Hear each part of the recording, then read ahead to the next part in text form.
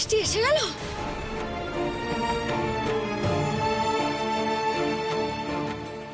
মাকো সহায় হও মা।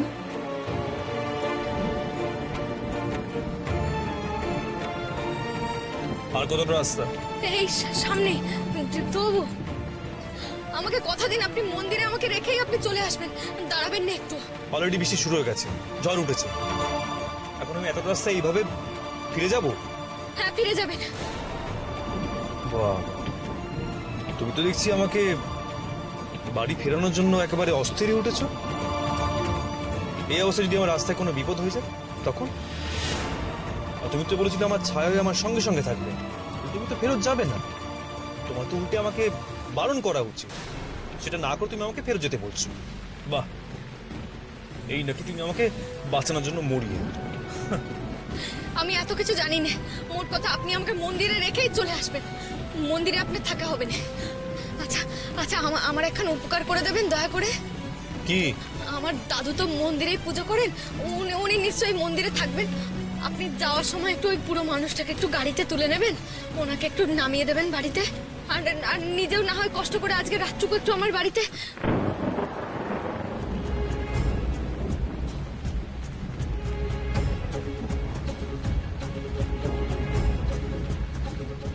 সবাইকে অনুরোধ করা হচ্ছে নিরাপদ জায়গা আশ্রয় নিতে।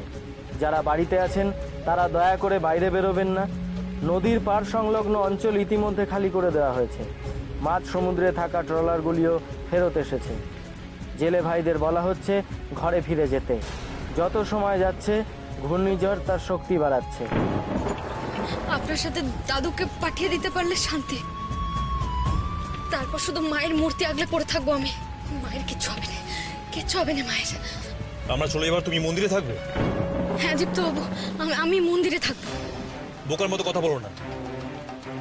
আমি তোমার দাদুকে নিয়ে গাড়িতে করে বাড়ি ব্যাক করবো, আর তোমাকে ঝড় বৃষ্টির মধ্যে মন্দিরে ফেলে রেখে যাবো। বাহ, কেন বলো তো? একটা কথা কই দীপ্ত বাবু, আপনি আমাকে প্রশ্ন করতে বারণ করেছিলেন না, এখন আমি আপনাকে প্রশ্ন করতে বারণ করছি। দয়া করে আমার কথাটুকু একটু রাখুন।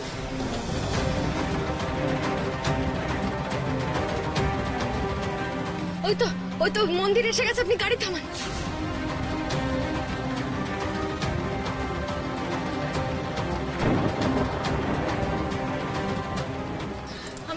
আমি যাচ্ছি এখন, যা বলেছি তাই করবেন। হ্যাঁ, আমি দাদুকে ডাকতে যাচ্ছি, আপনি গাড়ি থেকে একদম নামবেন না, গাড়ির ভেতরেই থাকবেন। আমি আসছি।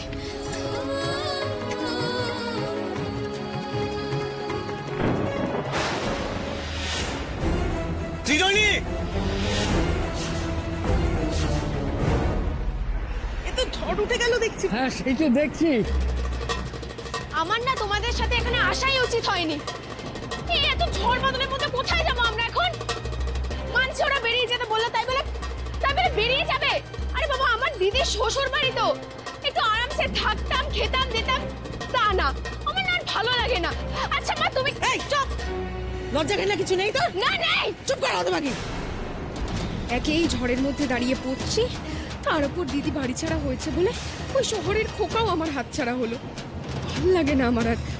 সব ওই বোকা নয়নটার জন্য হয়েছে সব। এত বড় লোক শ্বশুর বাড়ি পেয়েও টিকিয়ে রাখতে পারলো না। বাবা কোন দিকে যাবো বলুন দেখি, কিছু তো বুঝতে পারছি না। ওদিকে মেয়েটা গায়ে গেছে, তার জন্য যে মনটা কাঁদছে। বাবা, মা বিশালাক্ষীকে ডাকো বৌমা, মা বিশালাক্ষীকে ডাকো। যত তাড়াতাড়ি পারি পুলিশে জানিয়ে আমাদের গায়ে ফিরতে হবে। নয়নের বর্তকে একলা ফেলেই চলে আসবে। ওদের মনে তো দয়া মায়া বলে কিচ্ছু নেই। ওদিকে বাড়ি বন্ধ, মেয়েটাও ঢুকতে পারবে না। হয়তো মন্দিরে আশ্রয় নেবে। আমার অসুস্থ দুর্বল নাতনিটা একা একাই পড়ে থাকবে মন্দিরে। চলো চলো বৌমা, আর সময় নষ্ট করা যাবে না। থানা কোন দিকে খোঁজ নিতে হবে। চলো বৌমা।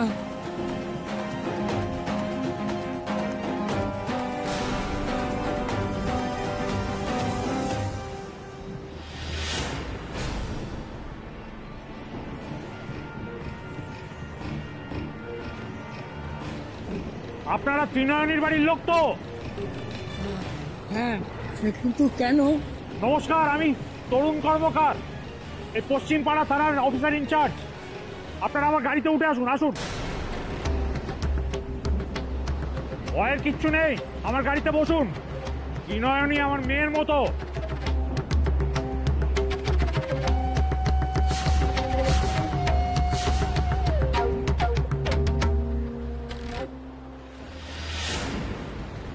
নামবেন না দীপ্ত বাবু, গাড়ি থেকে নামবেন না, আমি এক্ষুনি দাদুকে নিয়ে আসছি।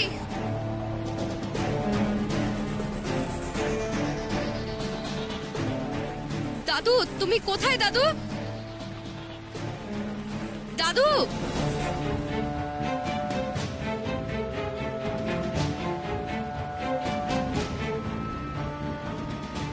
মেয়েটা একা একা মন্দিরে ঢুকে গেল। না না, আমার যাওয়া উচিত ভিতরে।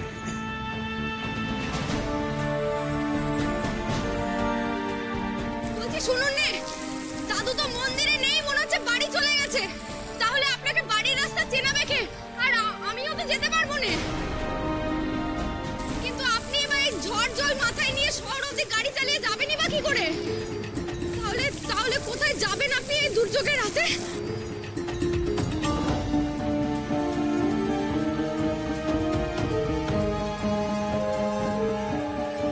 আচ্ছা আচ্ছা, আপনি না এক কাজ করুন, আপনি আপনি ওই ডাক্তারখানায় চলে যান। সেবার যেখানে আপনাকে ভর্তি করেছিলাম না, সেখানে চলে যান। বেশি দূর নয়, আপনি সোজা যাবেন, মাঝখানে একটাই বাঁক পড়বে। পথ চিনে যেতে পারবেন তো?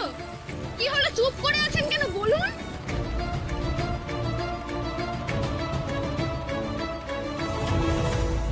একে একে আপনি নামছেন কেন? কিন্তু বললে মন্দিরে কেউ নেই। দোহাই আপনার, আর কথা বাড়াবেন না, যান আপনি যান। কি ব্যাপার বলো তো? তুমি মন্দিরে একা একা থাকার জন্য তো জেদ কেন করছো? আমি কিন্তু কিছু বুঝতে পারছি না।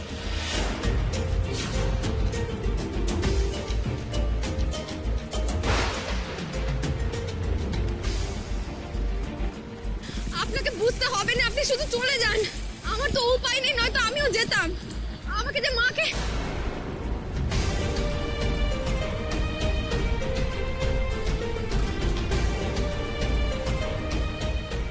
একে আপনি এগোচ্ছেন কেন? আপনি আমার মন্দিরে মন্দিরে পা রাখবেন না, বলে দিচ্ছি। আপনি ফিরে যান, ঢুকবেন না। আপনি ফিরে যান, আপনি এগোবেন না, না। দোহাই আপনার, আপনি ফিরে যান, কথা বাড়াবেন না, আপনি ফিরে যান দয়া করে। তার আগে তুমি তোমার কথাটা শেষ করো ত্রিনয়নী।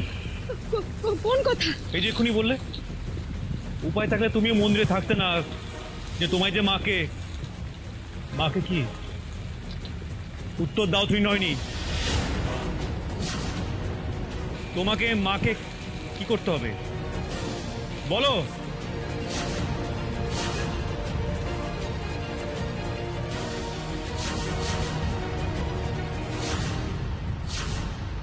ओं पद्यं आलक्ष्मय नमः। ओं अर्घं आलक्ष्मय नमः। ओं गंधपुष्पं आलक्ष्मय नमः। ओं प्रज्वलित दीपं आलक्ष्मीदेव्यै नमः।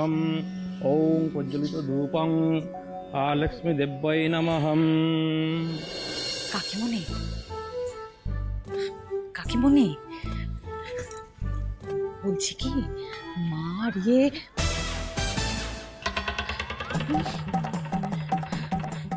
পিকু। মায়ের নাম করে কি বলছিলে শুনি? আবার মায়ের নামে পিচিং শুরু করবে, তাই তো? চুপ করো তুমি, আমি মোটে বিচিং করছিলাম না। তাহলে কি করছিলে? কাকিমণির সঙ্গে একটু দরকার আছে। नमः। ओं नमो आलक्ष्मीदेव्यै यः आगच्छ। কাকিমণি, কি রে, উঠেলি কেন? বলছি একটা জিনিস লক্ষ্য করেছো? কি? বলছি এই যে মার মামাজি এই পুজো নিয়ে এত লাফালাফি করছিল, এখন তো পুজো শেষ হতে চললো গো, ওদের তো কোথাও ঠিকই নেই। কেসটা কি বলো তো? কোথায় গেল দুজন? প্রতিমা, সংযুক্তকে খবর দাও, তোমাদের সকলের সঙ্গে আমার জরুরি কথা আছে।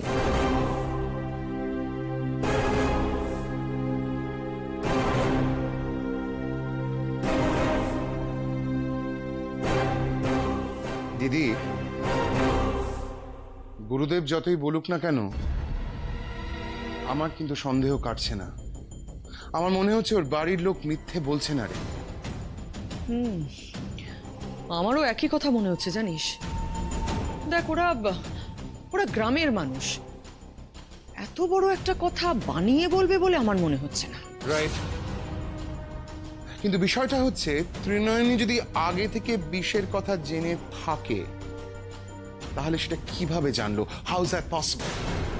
একটা কথা কিন্তু মনে রাখতে হবে দিদি, আমরা যতই ত্রিনয়নীর ঘাড়ে বিষ মেশানোর দোষটা চাপাই না কেন, উই নো দ্য ট্রুথ, আমরা কিন্তু সত্যিটা জানি। এক্স্যাক্টলি, আমিও ঠিক হিসেবটা মেলাতে পারছি না জানিস। দেখ, একটা কথা, আমরা যতই ওকে বুজরুক বুজরুক বলি না কেন, বিষ মেশানোর কথাটা তোর আগে থেকে জানার কথা নয়। একটা রহস্য আছে ভিকি, একটা বিরাট রহস্য। শুনলেন তো দুর্যোগ আসবে, আপনি এগোচ্ছেন কেন? শুনছেন না কেন? আমাকে পাল্টা প্রশ্ন করো না ত্রিনয়নী। আগে তুমি আমার প্রশ্নের উত্তর দাও। এই ঝড় জলের রাতে তোমাকে এখানে কেন থাকতে হবে? কেন তুমি বাড়ি ফিরতে পারবে না? এখানে তোমার কি কাজ বলো? এত কথা জেনে আপনার লাভ নেই, আপনি চলে যান না, এখানে থাকবেন না। আরে তখন থেকে ফিরে যান করে যাচ্ছ, তোমাকে আমি এখানে একা ফেলে রেখে যাবো কি করে? তুমি কি বুঝতে পারছো না আমি কত বড় একটা ঝামেলা ফেসে গেলাম?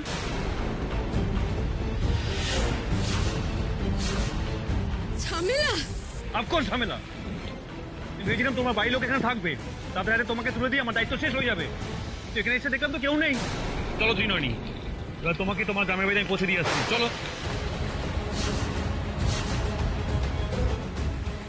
না বলছি তো, আমি এখানেই থাকবো। ত্রিনয়নী, এটা কিন্তু জেদ করার সময় নয়। আমি তোমাকে এখানে একা ফেলে রেখে দিয়ে যেতে পারি না। একই প্রচন্ড দুর্যোগ, তার মধ্যে তুমি পুরোপুরি সুস্থ নাও। বাই চান্স যদি তোমার কিছু হয়ে যায় তাহলে কিন্তু সবাই আমার দিকে আঙ্গুল তুলবে, আর সবাই বলবে তোমার ক্ষতির জন্য আমি রেসপন্সিবল। এটা আমি কিছুতেই হতে দেবো না, কিছুতেই না। আমি তোমাকে বাড়িতে পৌঁছে দেবো বলে বেরিয়েছি, আর সেটাই আমার শেষ দায়িত্ব। তোমাকে তোমার বাড়িতে পৌঁছে আমি দেবই। সরব।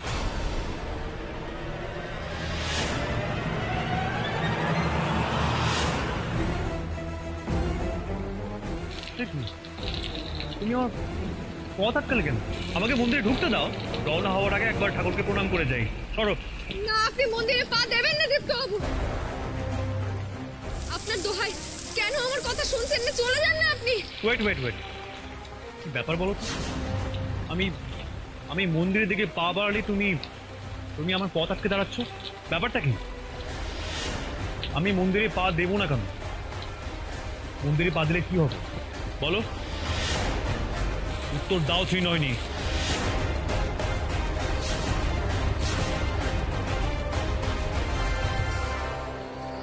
ঠিক বলেছিস দিদি, একটা রহস্য তো আছেই, না হলে দীপ্তবাবু!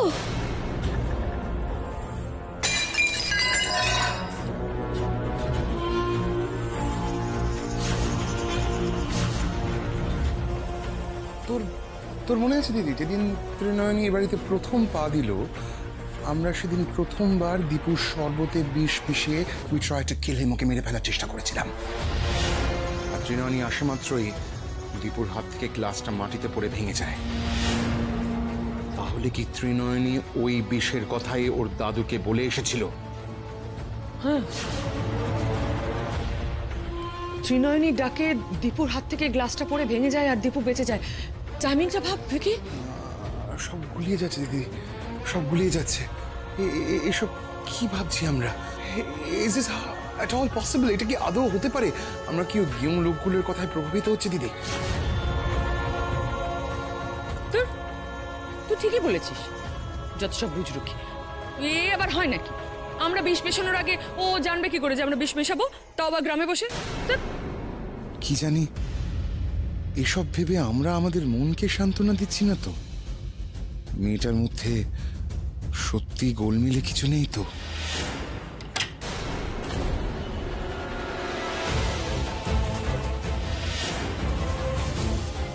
তাহলে তোমরাও নয়নকে নিয়েই ভাবছো?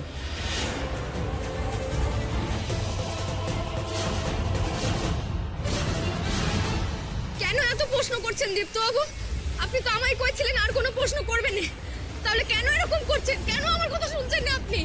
শোনো ত্রিনয়নী, তোমার সব কথা শোনা দায় কিন্তু আমার নয়। তোমার জন্য আমি এতদিন অনেক অশান্তি সহ্য করেছি, নতুন করে আমি আর কোনো অশান্তিতে জড়াতে চাই না। তাই ঠাকুর প্রণাম করে আমি তোমাকে তোমার বাড়িতে পৌঁছে দিয়ে আসবো। আমি আপনার সব দায় মুক্ত করছি। আমি আমি আমি মন্দিরে দাঁড়িয়ে আপনাকে কথা দিচ্ছি, আমার কিছু হয়ে গেলে আপনার দিকে কেউ আঙুল তুলবে না দীপ্তবাবু। কেউ আপনাকে দুষবে না। এবার তো যান আপনি। ছেড়েই তো যেতে চেয়েছিলেন আমাকে, তাহলে কেন এমন জেদ ধরছেন আপনি? বাজে কথা বলা বন্ধ করো। জেদ ফেদ কিচ্ছু নয়। আমার কোনো ইচ্ছে নেই তোমার সাথে পুরো মন্দিরে থেকে যাবার। ইনফ্যাক্ট এত কৈফিয়ত যাবার কিন্তু আমার কোনো ইচ্ছে নেই তোমায়। আমি ঠাকুর প্রণাম করবই। তুমি আমাকে মন্দিরের ভিতরে যেতে দেবে কি দেবে না? আপনার আর এখন ঠাকুর প্রণাম করে কাজ নেই। ঝড় বৃষ্টি বাড়ছে, আপনি তাড়াতাড়ি বেরিয়ে পড়ুন এখান থেকে। ওই ডাক্তারখানায় আপনি চলে যান। যান বলছি। Just shut up! আমি কোথায় যাবো কি যাবো না সেটা কি তুমি ঠিক করে দেবে? Listen Trinayani, don't cross your limit. আমি যখন মন্দিরে এসেছি তখন আমি ঠাকুর প্রণাম না করে কোথাও যাব না। আর তোমার মা বিশালাক্ষী তো প্রচন্ড জাগ্রত। আমি ওনার কাছে প্রে করবো যেন চিরকাল তোমার এই দায় থেকে মুক্ত হতে পারি।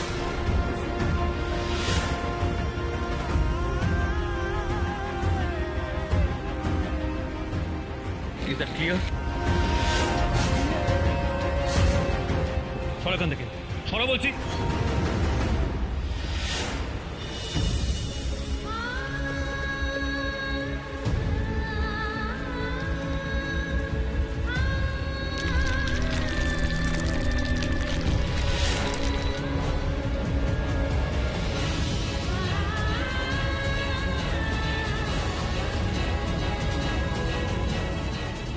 উপর থেকে চাঙড় ভেঙে পড়ার কথা তো মায়ের মূর্তির ওপর। দীপ্তবাবু যে একেবারে মায়ের মূর্তির সামনে দাঁড়িয়ে, চাঙড় খসে যদি ওনার মাথার উপর পড়ে।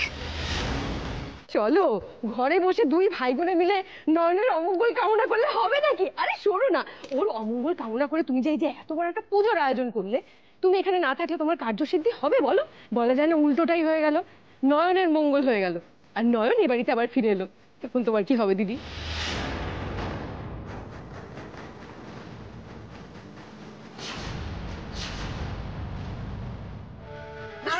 ওম শান্তি শান্তি শান্তি। রমনা, কি হচ্ছে? কি হোয়াট ইজ দিস? মামাজি, হোয়াট ইজ দিস? কি এটাকে বলে পিস ওয়াটার? Piece water? সেটা কি? কি আশ্চর্য, তুমি এত ইংরেজিতে ডেকুর তোলার এইটুকু জানো না? পিস ওয়াটার হলো শান্তির জল। পুজো তো শেষ, ঠাকুর মশাই বলে গেছেন সবার গায়ে একটু ছিটিয়ে দিতে। আর একটু দি। গেট লস্ট সঙ্গনা, আমার যথেষ্ট শান্তি আছে, আমার কোনো শান্তির প্রয়োজন নেই। তুমি একা শান্তিতে থাকবে তা তো চলবে না বিবেক। এ বাড়িতে সকলের শান্তির খুব দরকার। বড় অশান্ত হয়ে উঠেছিল এই বাড়িটা। আমি চেষ্টা করছি এই পরিবারে যাতে আবার সকলের শান্তি ফিরে আসে। সেই জন্যই প্রতিমাকে বলেছিলাম তোমাদের ডেকে আনতে। তোমরা বসো। কি ব্যবস্থা করবেন গুরুদেব? দেখো, ত্রিনয়নী এ বাড়ি থেকে বিদেয় হয়েছে। এ বাড়ি থেকে অমঙ্গলের ছায়া দূর হয়েছে। এবার দীপ্তকে বিয়ে দিয়ে ওর রক্ষা কবচ আনতে হবে।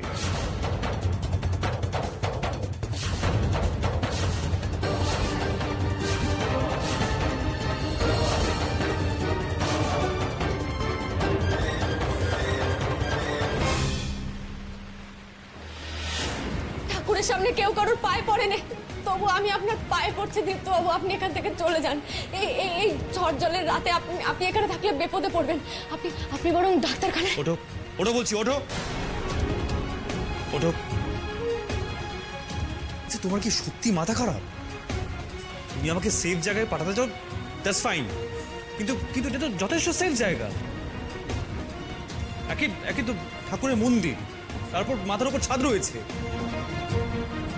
তুমি আমাকে এখান থেকে কেন যেতে বলছো? বরং আমি এখান থেকে বেরোলে তো আমি বিপদে পড়তে পারি। ওই ক্লিনিকে যেতে গেলে তো আমাকে কিছুটা রাস্তা ড্রাইভ করতে হবে। সে সময় গাড়িতে যদি বাজ পড়ে, গাছ ভেঙে পড়ে, আমি তো মরেও।